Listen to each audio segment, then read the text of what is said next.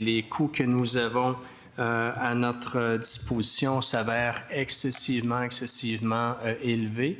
Gatineau aura droit à son projet structurant.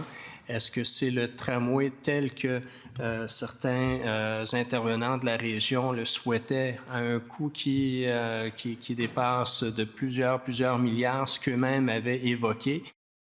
Le dernier estimé qu'on nous a présenté variait entre 3,5 milliards et 4,5 milliards de dollars. Tout ça survient alors qu'une délégation de l'Outaouais, incluant la mairesse de Gatineau, est à Québec pour vendre le projet de tramway aux différents partis politiques.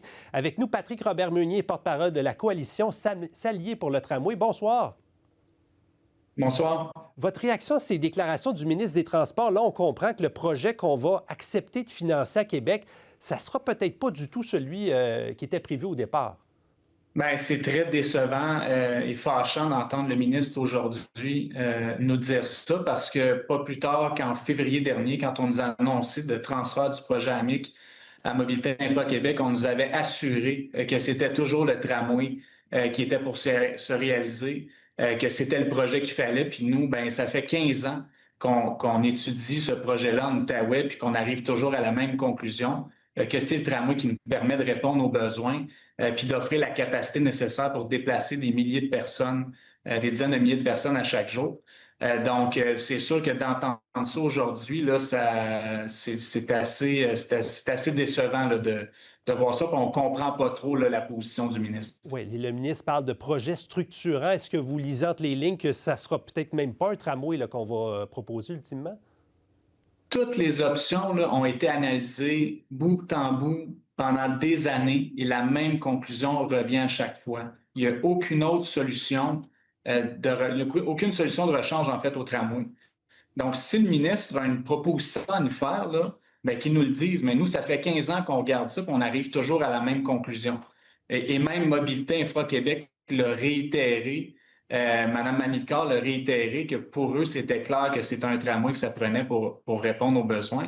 On a l'impression que c'est le jour de la marmotte dans ce dossier-là à chaque fois parce qu'on nous revient en disant c'est peut-être pas un tramway. Ça fait assez longtemps qu'on en parle et qu'on tergiverse, là, c'est le temps d'avancer. C'est pour ça qu'on est ici d'ailleurs à Québec aujourd'hui. Là. On est venu rencontrer les partis politiques pour leur réexpliquer et réexpliquer la nécessité de ce projet-là pour la région. On veut réduire le coût de la vie.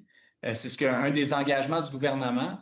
Puis un des effets d'ajouter du transport en commun structurant comme le tramway, puis d'ajouter de la capacité d'avoir de la qualité de service, c'est justement de pouvoir faire des choix autres que l'automobile, puis d'économiser des dizaines de milliers de dollars.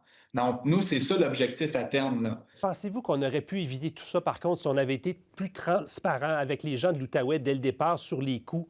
Parce que là, c'est clair là, que la facture, ça ne sera pas 4 milliards de dollars et on le sait depuis un petit bout de temps. Si on l'avait dit que ça allait coûter 7-8 milliards, peut-être que là, on ne serait pas en train de se parler, vous et moi, ce soir.